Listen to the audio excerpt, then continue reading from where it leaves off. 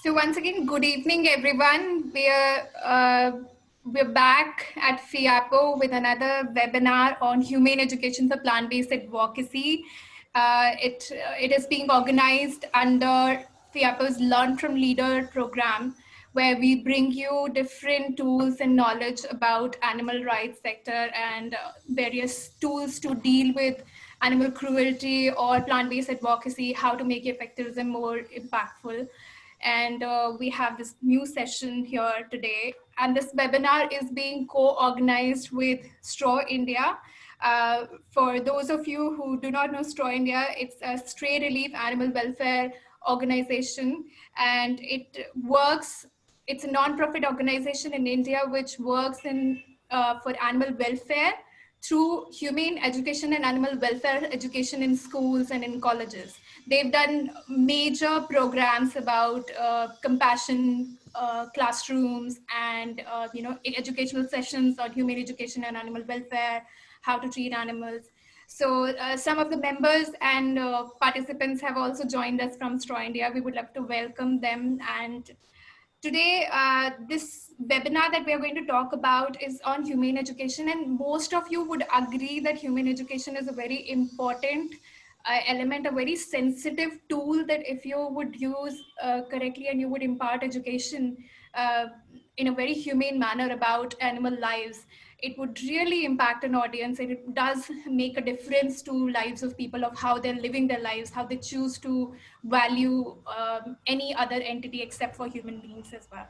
So we have Arvindan here with us today. He's a very special speaker. He is a very good orator, and some of you may know him as Mysore Pak Man, because he's enriched our lives, at least the lives of those who've gone vegan or who have turned plant-based. They have the delicacy called Mysore Pak in their lives because of his veganized family business called Vijay Sweets. He's extensively also worked across India in many schools and colleges, over 150 schools and colleges. He has given sessions on humane education. And he goes on with his message of kindness and compassion towards animals. And so far, he's touched about 138,000 lives in India. So Arvindan, welcome and thank you for joining us today. Please speak a little about humane education before you go on to help us understand this tool better. Thank you. Over to you. Thank you, Sarita, and thank you the entire FIAPO team for giving me this opportunity to share my little insights and my little expertise which I have in this field. First of all, I would like to start by saying FIAPO has played a very, very big role for me and many other people as an analyst. So it is my responsibility to give it back to like people who are new. And FIAPO itself has given me a platform to do that. So I'm very thankful to FIAPO and you guys also. Thank you for the very brief introduction. So as you guys were saying, humane education. So what is humane education? So there are multiple forms of educating, let it be like children, let it be youngsters, someone above 18, 20, anything. Humane education is a way in which we reach out to people, let it be any form of message. We reach out to people in the most humane, in the most conscious way possible. And we try to put our ideology and we try to help them understand what need of the hour, and we teach them through some techniques and rendering it to them in the most humane way and most decent way possible, without being pushy, without being dominant, without having a superiority complex, without having a savior complex. So this is what is humane education. Humane education. When we try to talk about humane education, I have broken down the entire process into very, very easy steps. So the first step of doing a humane education or any form of education session in high school, college, or any kind of work environment or coaching classes, tuition centers, and all of this, these steps are like very common.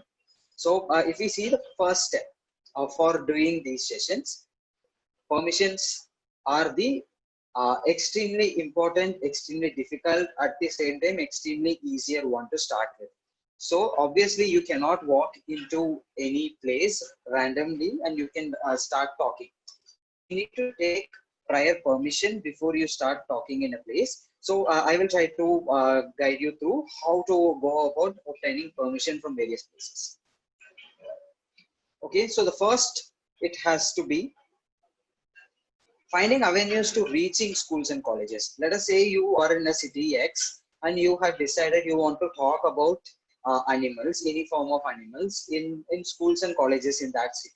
So first thing is you prepare a list of the schools and colleges which you want to reach them. So there will be multiple avenues to reach any school or any colleges. So some easy avenues for reaching these places, these schools and colleges is, so through NSS and NCC groups. So these are the people who are like a little, how do I say, these are the people who are little open to work for others. They are social people, they are conscious about animals, they are conscious about other people. They are more of the welfare kind of people in each and every school and college. So first try to reach through them.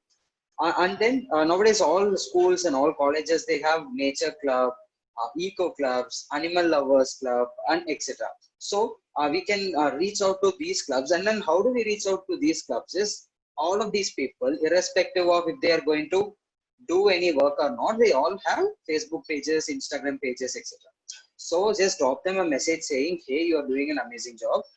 We would like to talk something in this regard in your school or college. Would you be interested?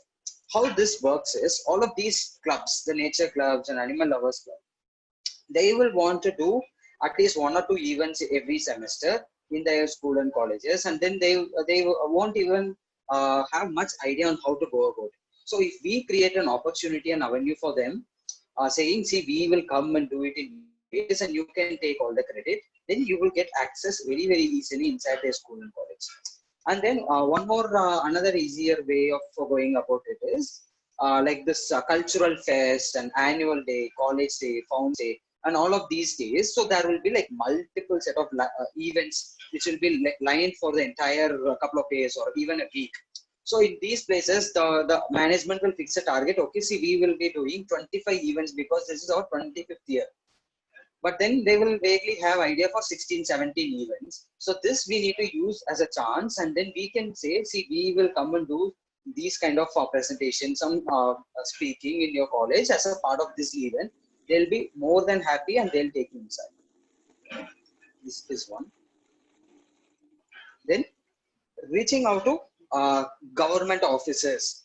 So this is, as I have already mentioned, so this is an extremely time consuming process, but it is worth the wait. I'll tell you why.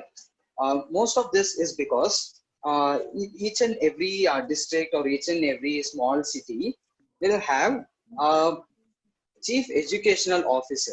This particular person, he will be multiple schools at the same time. So this person will decide on the academic side, cultural side, co-curricular and extracurricular activities, and all of that particular district.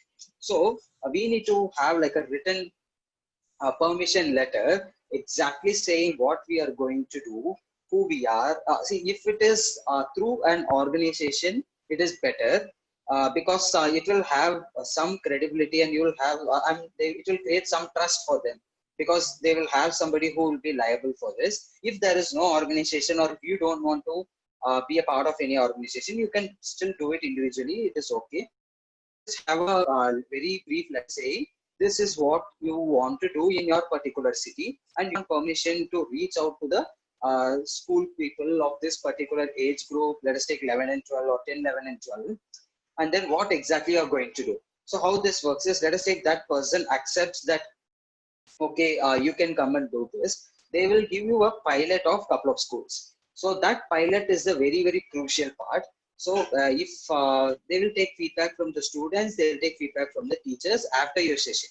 So after your session, they will analyze the feedback, and then they will give a second level of pilot for, let us say, 20 schools. And then that is how it will work. So this is a very, very crucial one-point contact, because this person will be very easily in charge for 100 to 150 schools. So this is one way of reaching out to government schools. The next would be for colleges and universities. There is this one-point contact called as a dean. So if you are going to reach out to a group of institutions, let us take that is a university, I mean uh, a single educational institution which has a lot of colleges, institutions under its name, but then this person will be the chief administrative person. So reaching out to this person is a very time saving, and it avoids a lot of red tapeism. You need not move around from one area to another. So you can easily reach out to this person and then explain that person that this is what you are going to do, and then you can get a session done. So this is like one of the tips which is required to reach out in case you are reaching out to colleges. So let us take, you have one volunteer who is already with you from this particular college, and then that particular person to English department. So first do session for that particular department, finish it off in a good way, have a nice opinion from all of them. Now reach out to the nearby department. Let us say it's a Hindi department or some botany department. Said, dear sir, last week we had did this session for English department in your college. The students really enjoyed it. So please let us also do for your set of students. So getting the first permission is very difficult, but once when the first one is got, then you need not enter newly to that college or an institution. So you can see the reference, show the reference of the another department or another session which you already did, and then you can get it done. And then using recommendations and references. So if you are walking into a random college and asking, see, I am X to do a session, that might be a little bit different. If you have any friend or friend, brother, sister, anybody from that college, take sir, I am X. This person is from your college. They have been volunteering with us for some time, so that they will know that we are not going to cause any trouble, and then they have somebody who is there who they know, that particular institutions know. Or if you are in any networks, or if you are in any club other than these clubs, then you can take references from them, and you can meet these higher officials. And then establishing a nice rapport and contact with founders. So the key to this is LinkedIn. So nowadays, all of these proprietors, I mean the people who run these institutions, they are all very active, and they are all very participant in this LinkedIn, and you can easily reach out to them. It is not that you need to talk to them every single day saying hi sir, hi sir. No, that's not what I meant. Let us say you have a profile in LinkedIn, and you regularly post all the activities you see, and then you follow that person, and then it happens that that person also sees you. Now, or even that need not happen. Let us take that person is there in LinkedIn, you are there in LinkedIn, you go you ask for permission saying, sir, I want to do this kind of a session in your college, can I do? That person will say, okay, I'll get back to you. And then he comes to LinkedIn and checks what is this person, is he for real? That time, this establishing rapport and some kind of being present helps. So this is one.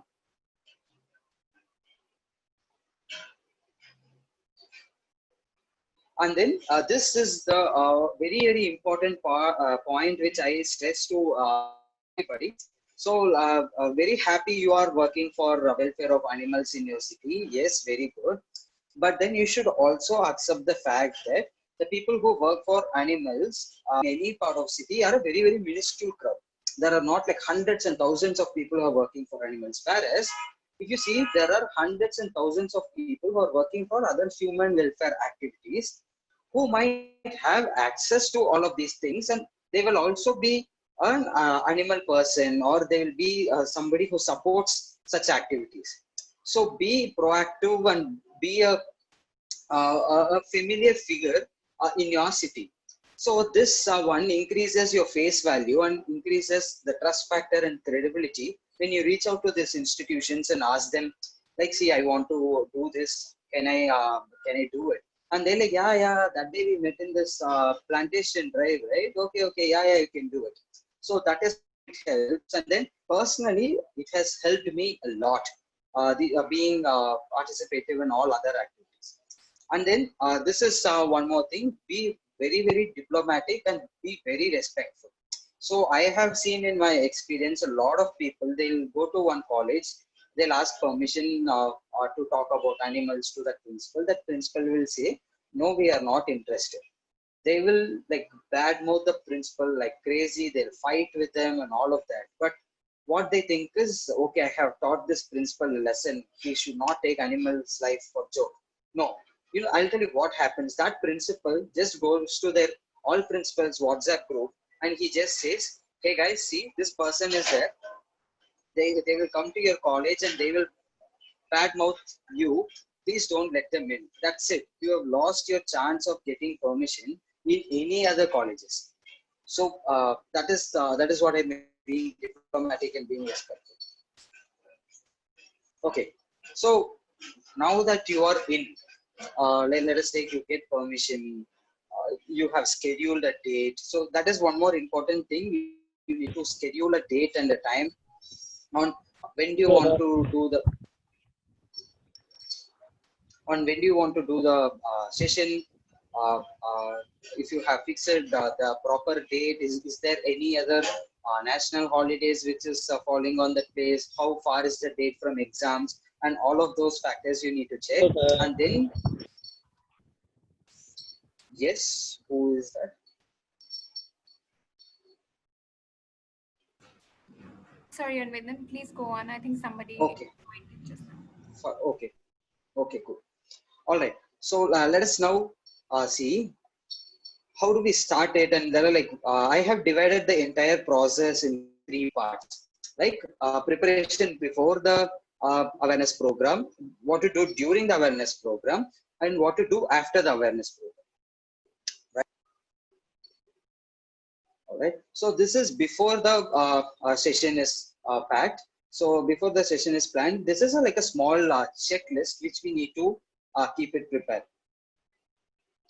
Know your audience. So we should be having a very clear knowledge and very clear idea on who our audience are. Who are we going to talk?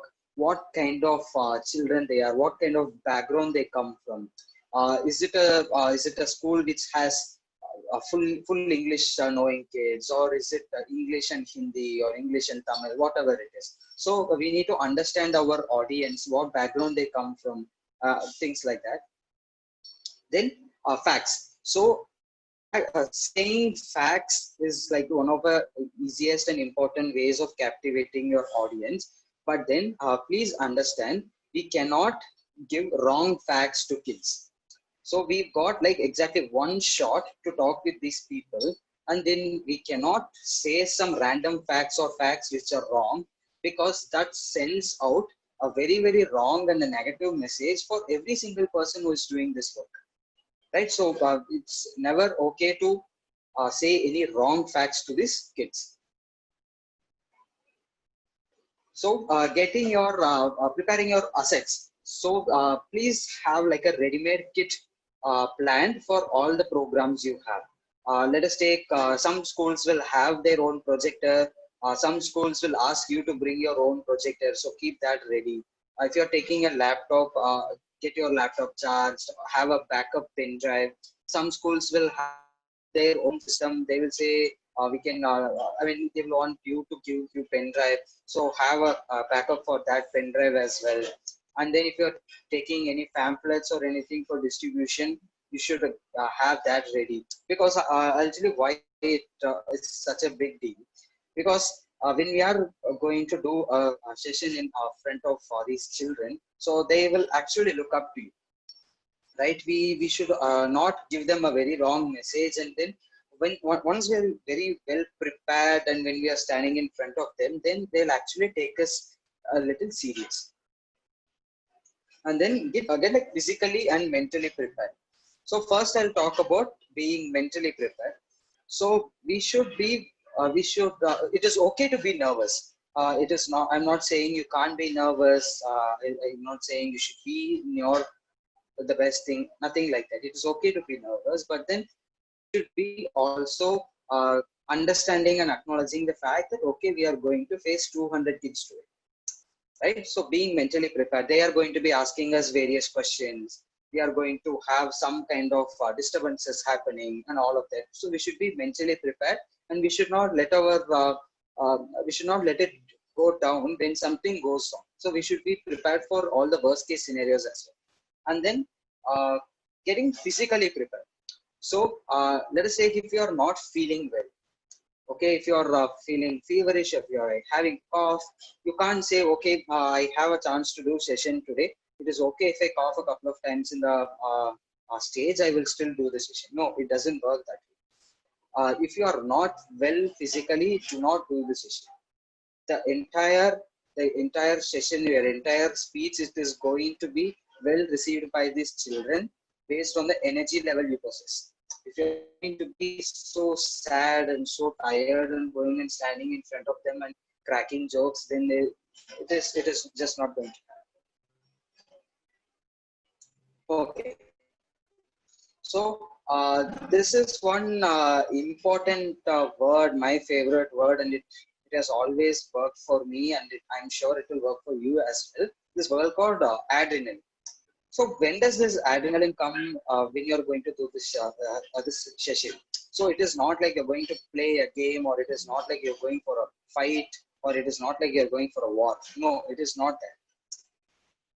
This adrenaline is a pure proof that you are so passionate for this cause. You are not going to stand there and blabber something because you know something.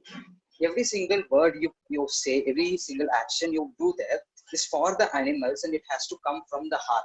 So that is the passion, and adrenaline kick is what will show to the entire crowd like how much you care for what you're talking, and how much you respect the cause. So this is a very, very important factor. Unless you get this adrenaline kick in, never climb on the stage. So now that our checklist is done, now we go to the actual session.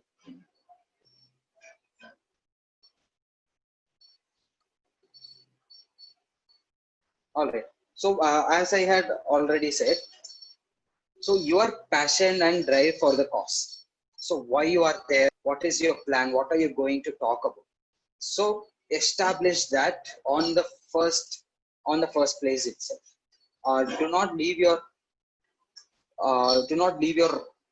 audience in confusion.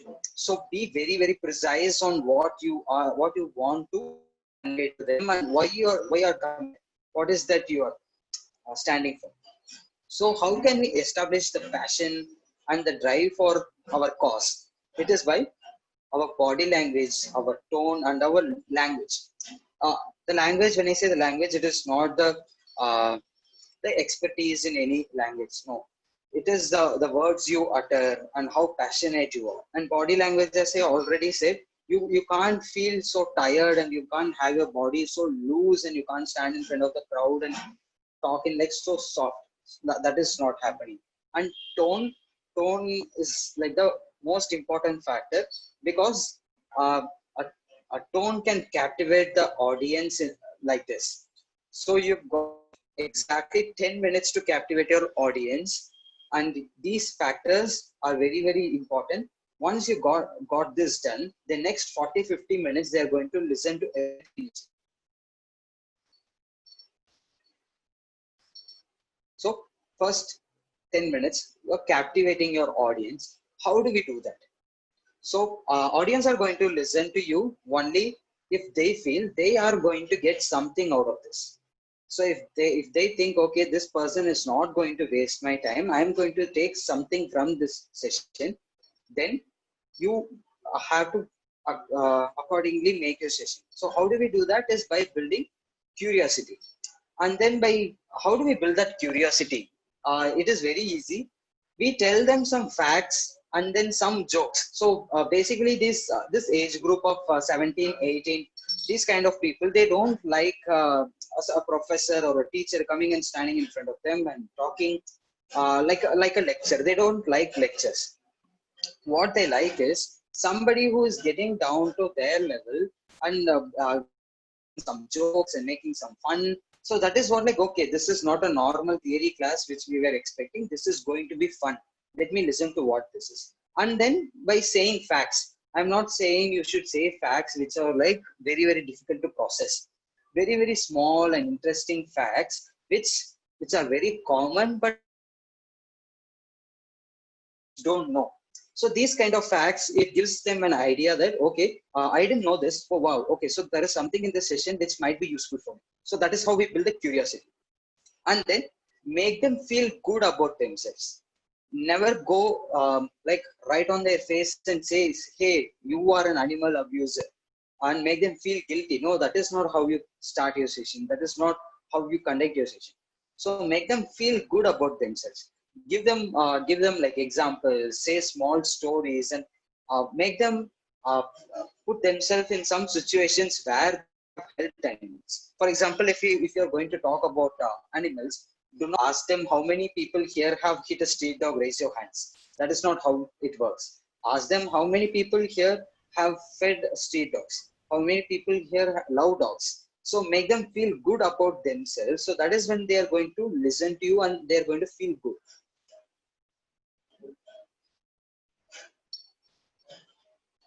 Keeping them engaged. So how do we keep them engaged? So there is a very, very small difference between a discussion and an interaction. So if we are opening the forum and making everybody talk and we are putting in a very, very big topic where there are a difference of opinion, then it will become a discussion, and then there are chances that the discussion will become a debate also. That will dilute your entire topic, and then that will reduce your base. Whereas if you are having a constant interaction with small question and answers, like and then this question and answer should be very, very easy, and it should always have right answers from them. So ask questions where people need not think much. They will just give you a right answer on your face. That will keep the entire audience interactive, and then they'll keep them glued to you. Make your presence felt. So I keep repeating this because this is a very, very key factor for any form of an outreach program. Make your presence felt. So the entire crowd is sitting there and they have invested their time because they think that you are going to be of some use to them. You are going to teach them something. So make your presence felt in a very good way and very vibrant and a positive way. And then having audio visuals and audio and video visuals is one of the easiest way of keeping them engaged. And then please make sure these visuals are age appropriate. There are some visuals which might be graphic, some visuals which might be very funny. So please plan your audio and video accordingly, and then also make sure there are no like bad language or bad words in that video, somebody shouting in the background and things like that. So this must be age appropriate. So post session.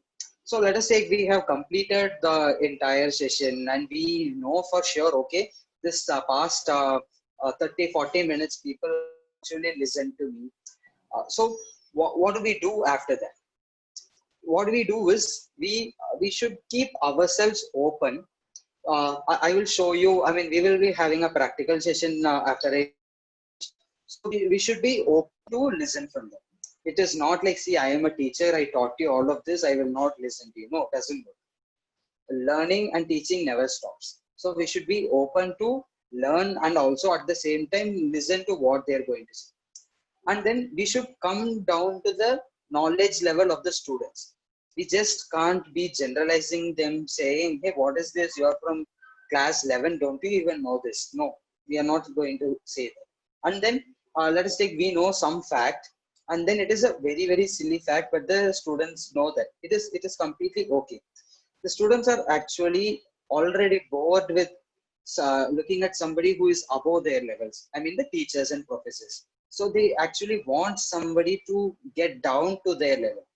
So if, for example, if you're playing some kind of a video, or if somebody is somebody is talking, get down from the dais, go and stand near some student. Just go and keep your hand in one of the desks and then listen to them. It makes a very, very big difference. Just put yourself as a student when you are in college and school and see how the chief guests and how the teachers behave. Just don't behave like one. Build trust. So this is one important session. This is one important point to do follow. The children, whoever is listening to you, the children, the students, they need to trust you. So if they have something in mind, they should trust you enough so that they can say it out. So only when they trust you, they will say it out, and only when they say it, the interaction will happen. And then lead them to the right resources. So any form of activism, let us take it is vegan advocacy, or it is about animal welfare, or it is about stray dogs, or it is about general animals, any form of this, we cannot answer all questions. At the same time, they are going to be something which is going to be complicated also. The students are going to ask something for which you feel the answer is going to be for 10 minutes. So you will be leading them to a resource. Just tell them, see, this information is available in this particular website. You can read it by yourself. It has all the details. So just lead them to a right resources. And then one more important thing is, if you don't know something which they ask, that person is asking a question and you don't know the answer, do not give them fake answers or lies. Do not tell them lies, because nowadays the students are so smart. They are going to go home and then they are going to do their research, and then if they find out that we have lied, right, if we have lied or we have given like a fake answer, then they are going to think all these people are like this, and then all you have spoken for the 40-50 minutes is just going to go waste. We have got exactly only one chance to talk with these students, and then that perspective which you build is the perspective which they have for all the animal people which they are going to meet for the rest of their lives. And then another important point is follow up on curious activists. So there will be some set of students who will be very curious. It is not that they are going to, they are doing it for fun. They'll be really curious to know more. So follow up on these people, because they are your potential volunteers. And then the moment you find one or two people who are like potential volunteers and activists, they will bring their friends also along, and then that initiative will help you to do further more in future. Yeah, as I said, create volunteers. Even in case nobody turns up, just drop your number or mail ID to them saying, if anybody wants to volunteer, if anybody wants to work with us, you can call me, or you can send me a message or drop an email. There will be definitely people who will be interested, and they'll come for volunteering. So pro tips, it is not like I'm saying this because I'm a pro. These are the tips which I have learned through a lot of mistakes which I did. So I'm saying this because you need not do it in the future, and you can learn from your mistakes. So these are all proven tips which will 100% work. So keep your eyes open for any debatable questions or practice in the institutions, and question, and then you can answer them and question them very fairly. Okay, so let us take something is coming, very debatable is coming during your session. Just pause it for a while. Do not encourage it during that, but then make sure you answer them after the session or after you're done talking. So this is one important point. Find interesting and relatable content for your target audience. How can we make our content interesting? I'll tell you one example on how I do my slides. So for example, I go to different cities and conduct sessions. So last time I was in Kerala. So I had two photos of two different animals. So one animal was the the state animal of Kerala, and then one more animal was a polar bear. So what I asked these students was, so I showed them the photo of a polar bear, and then I asked them what that animal is. Everybody answered it is polar bear. Next, I showed the photo of their state animal. which like hardly 6 or 7 out of 600 students were able to answer. So these kind of interesting information, these the students will relate very well. And then one more is talk as if you're a localite. So gather examples from local places, from local experiences and local people. So they'll be able to relate that entire thing so easily. For example, if you are going to talk about animal cruelty or captive animals, so just tell them, do you feel happy when you see birds in cages? They'll be like, no. Then just tell them, see, there is a cage where birds are kept in captivity in your own school premises. Just go and see them in your break time and see if the birds are happy. So giving them relatable content will keep them like really engaged, and they'll be very resentful to you. Yeah, this is what I so this is another one fun part of doing all these sessions. So there are like these different criteria of students. So there are this mischievous and mocking students. So every single batch of sessions you do, every college, every single school, so there is this one by default. So the mischievous and mockery. So the mischievous and mockery, most of the time, all they want is attention. So there are two ways of handling these students. You either give them attention and like, okay, see, okay, so you made your joke. Okay, we all acknowledge that. Next what? That's all. They get their attention. They will be silent for the rest. Or if they are looking for attention constantly, just ignore. If you are continuously ignoring, then they will actually get like frustrated. Okay, this is not happening, and they leave. So these are two ways of handling this mischievous and mockery kind of audience. And then the next one is the wannabes. So wannabes and how do we differentiate wannabe and this mischievous people? Is this wannabes want to prove to you that they know everything or they know something about everything. So constantly they will be saying, if you are saying some fact, you are saying, okay, see, Kerala has 6,000 dogs. They'll be like, no, sir, I read in internet there are 8,000 dogs. So these are the people who will be bugging you constantly. So how you deal with them is always have some set of facts or some set of difficult questions which these kids will not know. So if you find a wannabe kid who is always answering you, just shoot one difficult question pointing that person. So just ask him, hey, do you know what this is? Obviously, won't know that answer, and so his agenda is broken. So he wanted to convey to the entire class that he knows everything. So you just shut him down, say by a question where he doesn't know that answer. So you already you found a solution. Now comes this last bencher crowd.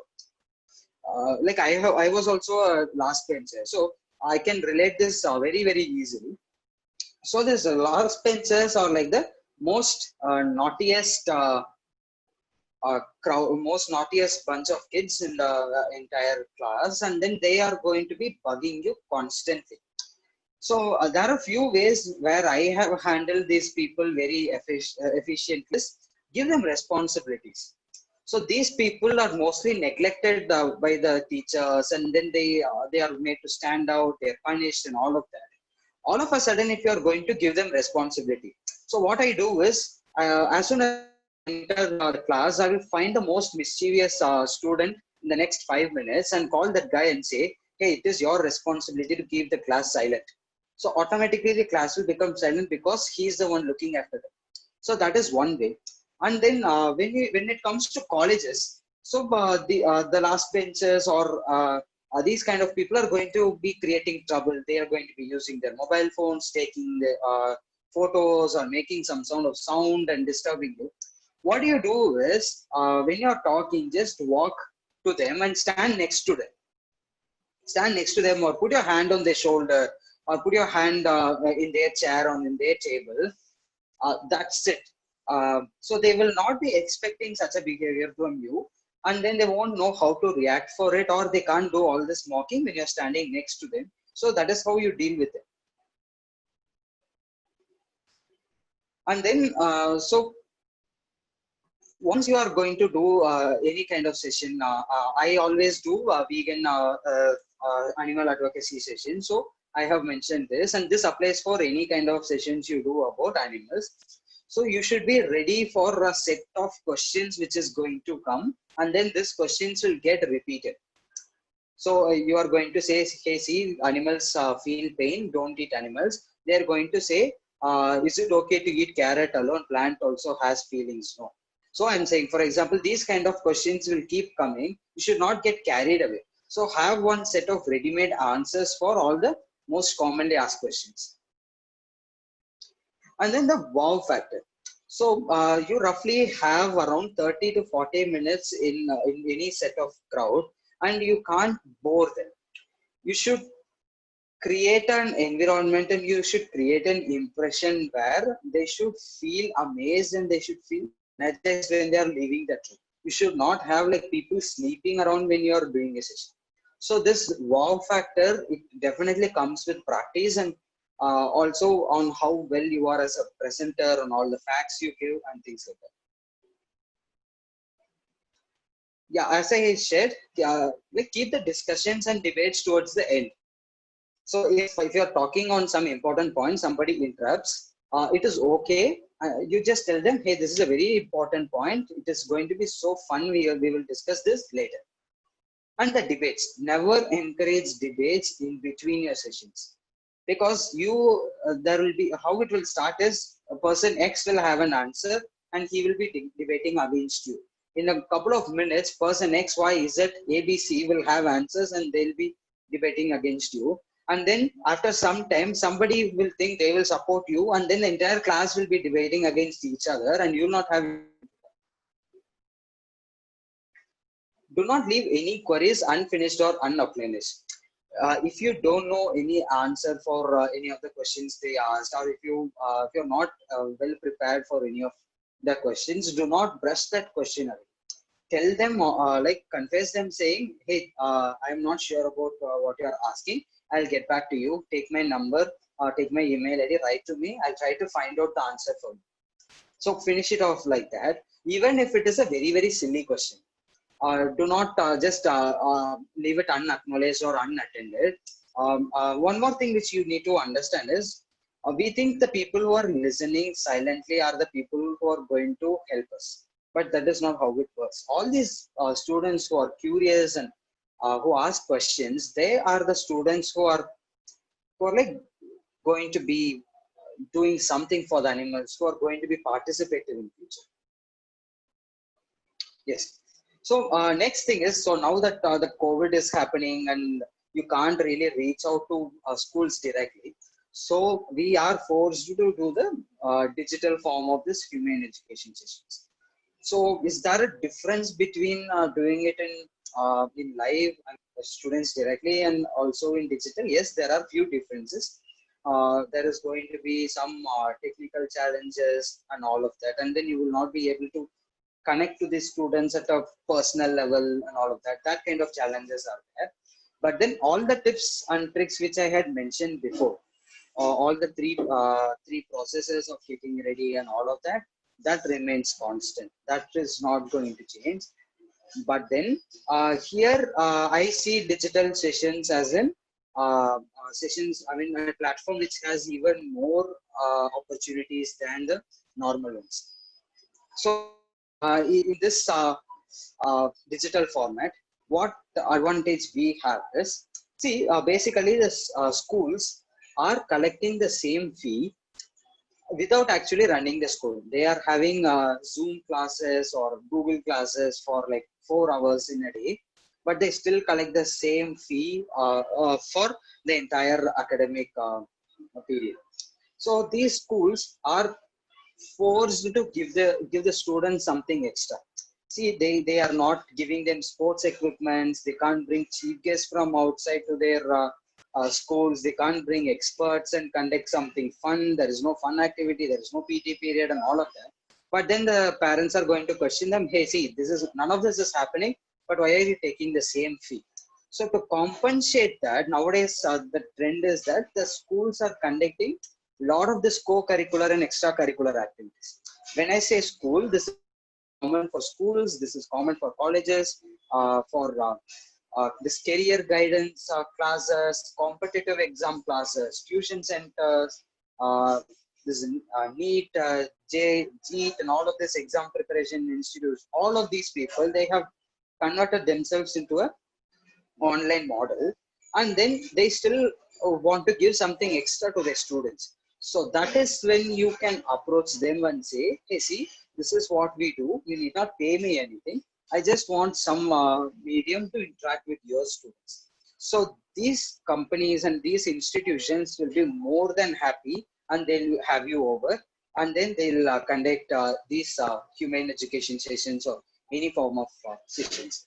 And then nowadays, even corporate companies, so they're also like calling up people, and they're also doing this as a part of their CSR initiative or Fun Fridays and stuff like that. I'm seeing this a lot.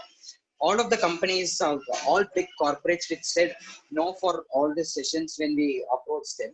Now they are approaching and saying, hey, see, we are doing this Zoom session for our employees. We wanted to give them some kind of value-based learning. So can you please come and do this?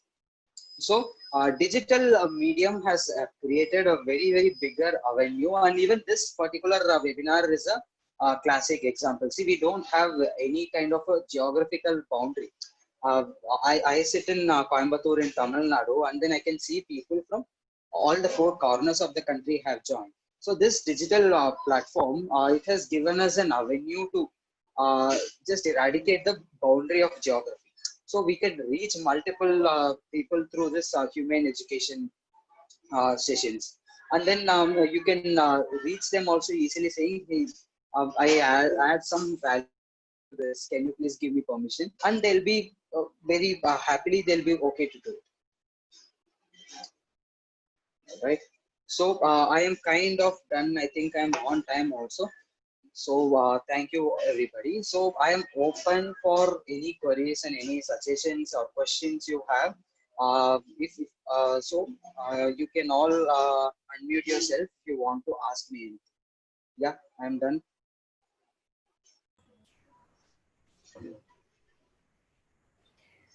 Thank you, Arvindan. It was pretty insightful. And yeah, like Arvindan said, if we have any question, any suggestion, anything that we want to share about humane education here, or anything related to the content of what can one impart in their sessions, you can please feel free to ask any such question.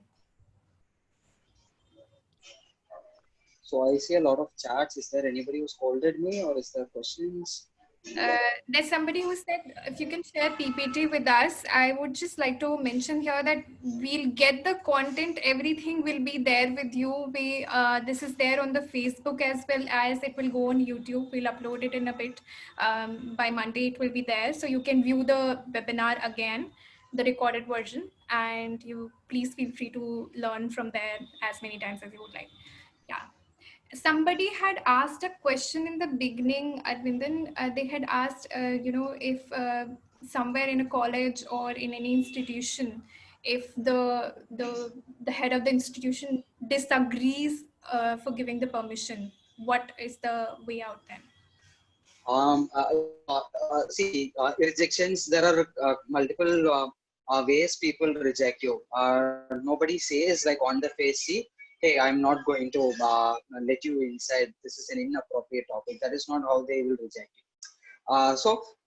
One tip which we need to carry for rejecting the rejections is, these colleges are going to expect something from you. If you are telling, see, I am an animal lover, I am going to talk about animals to the students, that dean is going to ask, what am I going to get? Now, how do you phrase this is, sir, so we are a group of welfare people. So we teach to the children about different animal welfare activities. So far we have did in these prestigious institutions. We want to do it in your college also. That is one way of talking. Or you can, sir, we wanted to start it from the best institution in the town. Can we start it from your college? So these kind of playing with the words will help them. And then another way of starting this is we need to give them something very solid. Maybe we can say, sir, if you let us do this session in your college, we will maybe give certificate to your students saying these students attended this humane education program.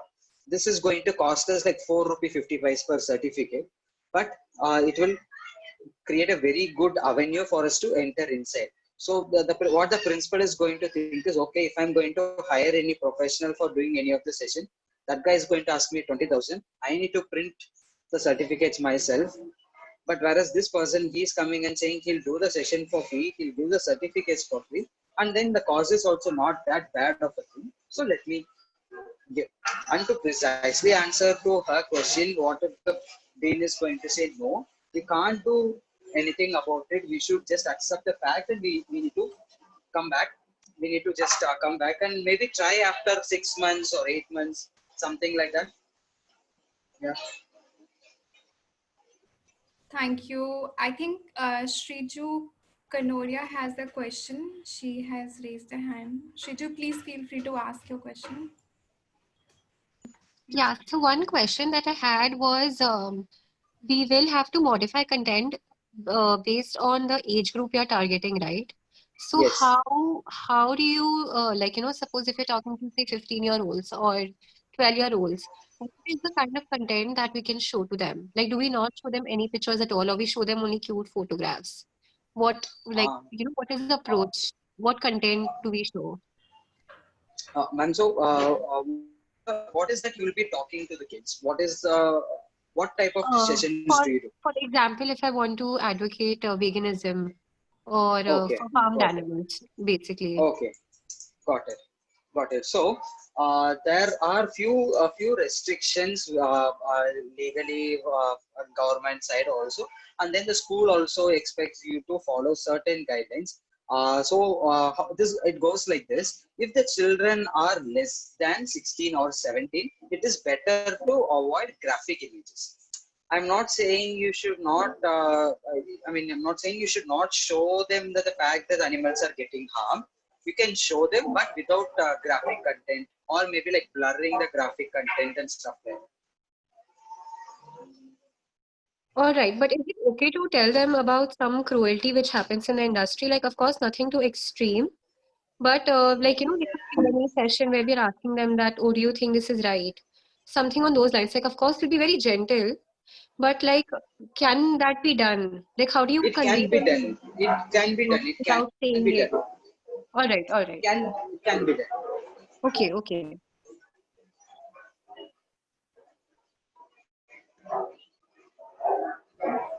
I mean, then there are more questions here. Yes, yes. Keep them coming.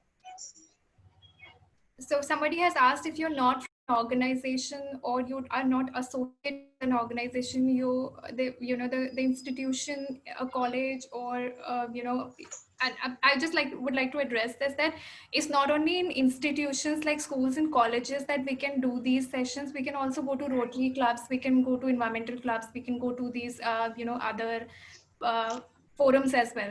So somebody has asked a question here that if they're not associated with an organization, their qualifications and their credibility might be questioned. So how should they take care of that? Uh, in case they are not associated to any of these organizations, I'm not saying they will not get permission. But then, what I'm saying is the chances of getting permission is less because their credibility is at stake. How we can tackle this is they can go with a very, very professional letter and also have their own ID card. I'm saying ID card is like an Aadhaar card or an address proof. I'm saying, hey, see, I'm not here to make fun. I'm coming for a serious business. So this is who I am, and I am willing to do this, and then give the content in their hands. So these are the exactly 18 points I'm going to talk to the students. You read it. If you feel it good, then I will talk to the students. So that way, being an individual, you can also get permission. Okay.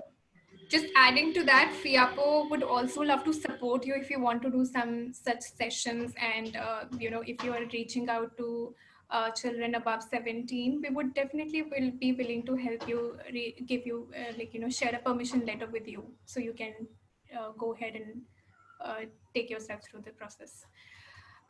Someone has also asked a question just now. How has your experience been so far when bringing up the benefits of vegan or plant-based lifestyle? From your experience? Sorry. In my experience, I would say it has been like terrific. People are changing. People are ready to listen. You just have to tell them how it is. That's all. To like precisely answer the question, my experience has been like terrific, and then I'm so happy I'm doing this. The children are listening. They are changing.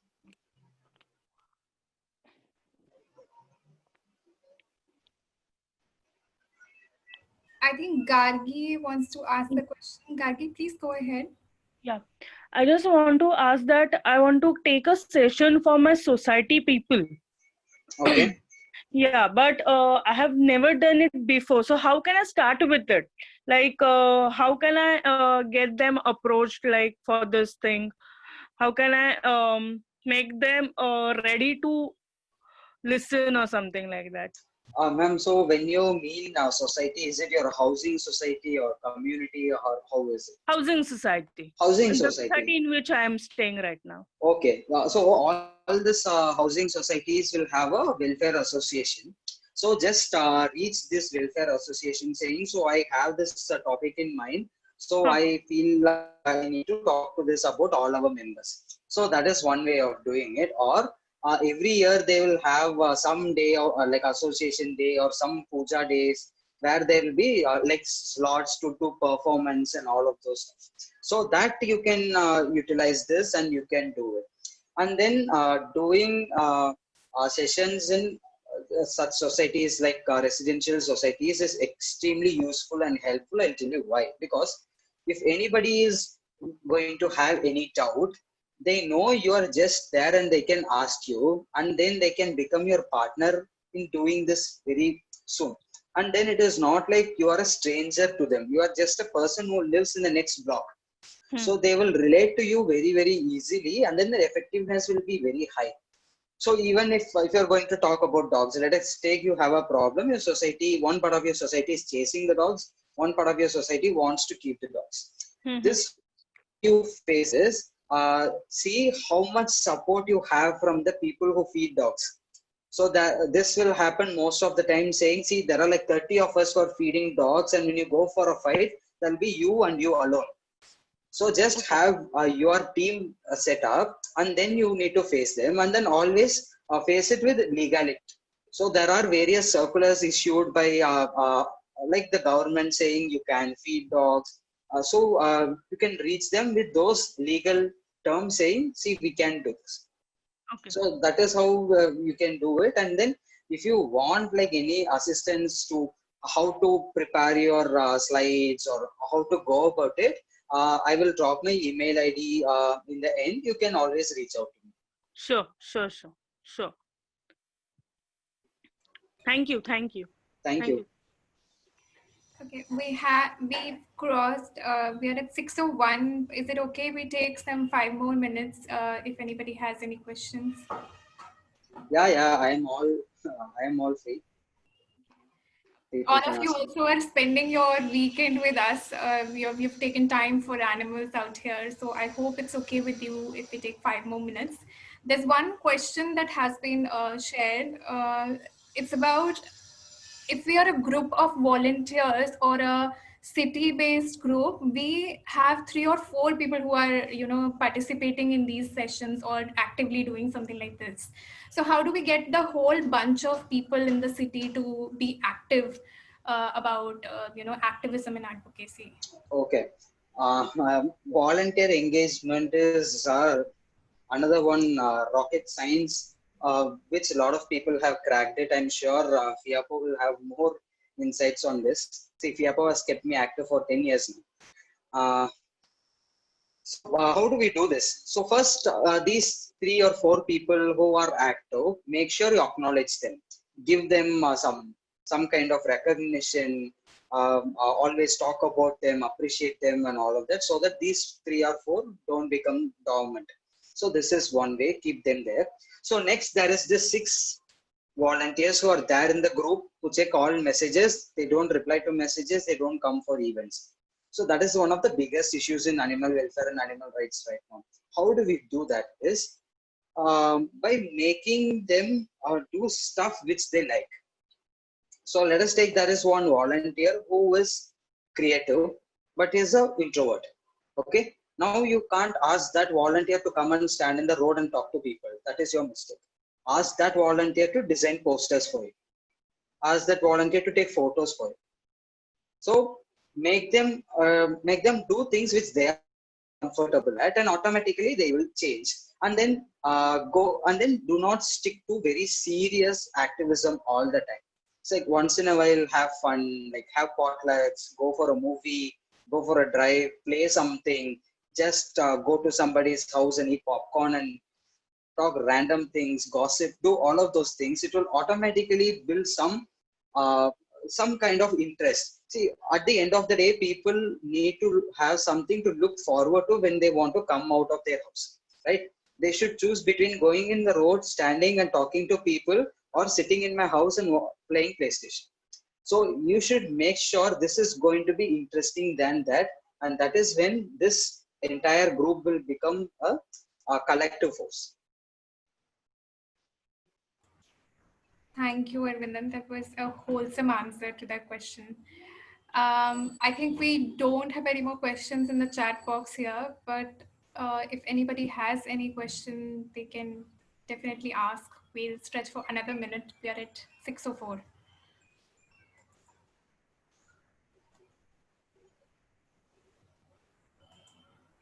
Is there anybody who wants to give me suggestion on how the session could have been? Is there anywhere I went wrong?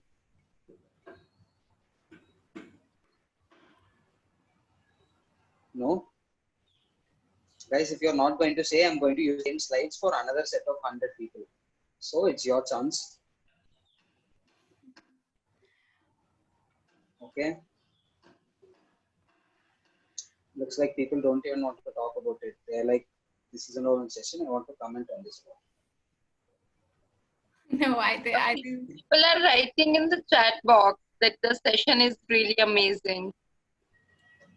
Oh, is it Deepika? Is that who is writing? yeah, that was Deepika, but there are comments in the chat box if you look at it. They're saying that it's very clear and concise and to the point. It was very informative and amazing. Okay, cool. So I have not wasted any of their time. So Gargi has also asked for your contact. Gargi, you can reach out to us at mail@fiapo.org and we will connect you to Arvindan. Or Sure, Arvindan, sure. if you're comfortable sharing your mail ID. Or Sure. Yeah. I'll just type my mail ID. Sure. Okay. Yeah. Somebody's again asked a question about how to do street activism. Maybe you can from your So that is Mr. Alphonse. So Mr. Alphonse, had I known how to do street activism efficient than you, I would have already did it. So street activism is a very fun part of activism. It should be as participative and as interactive as possible, and it should not affect anybody's business, or it should not happen in anybody else's place. And then we need to be very, very creative. Thanks to FIAPO, FIAPO keeps coming up with campaigns so that we need not even think. Just mail FIAPO. They will give you all setup, all kit. Just do that activism for 6 months. Next 6 months, they'll come up with other ideas. So it's all on FIAPO. The pressure is on FIAPO now. Thanks, Arvindan. It's a good pressure that we have and love to do it every time. Thank you, guys. You have been an amazing audience. You have cheered us on throughout the session with your comments, although very few times the mics were opening. But thank you for your we're humbled by all the comments that you've shared in here. Somebody still has a question to you about the adrenaline again. All right. Yeah. So since I like this, I will not hesitate to talk. See, this is the adrenaline I'm talking about. The session got over at 6, and I'm still here with like being eager to answer. And the session got over at 6, and you are here after 5 minutes still asking about what is adrenaline. That is the adrenaline which we need. So the passion you have within yourself, like with all your heart, like you want to eat this or you want to go and talk to people. I will go and talk to people. So that form of adrenaline you need to convey to your audience that you're so passionate. So when I'm doing sessions, when I'm a normal person, when I'm not doing sessions, I'm a very silent, not very silent, little silent person. So my presence I'll make sure everybody around me laughs. So when I'm doing a session, I'm standing in front of 600, 700 people. As soon as I get onto the stage, I will just take the mic and I'll drop it down, because I have enough adrenaline in me, the passion in me, so I will be audible for the rest of the hall without using mic. So that energy and that adrenaline will give a very strong message to the children, like, wow, this is the passion he is carrying, and he is not a paid employee who is doing his job. So that is the adrenaline I'm talking about. Okay. Thank you, Arvindan. On behalf of everyone, thanks once again. Your answers are brilliant. The way you take a session is amazing. We would love to have more such sessions with you. And for all of you guys, please stay tuned for more such webinars. We have very interesting topics coming up, and you'll be really interested. I'm pretty sure you'll be interested in listening to all of those. Thank you for being an amazing audience once again, and thank you for joining us today. We hope you have gained some, good tools about humane education sessions, how to do them within your communities. If you have more questions,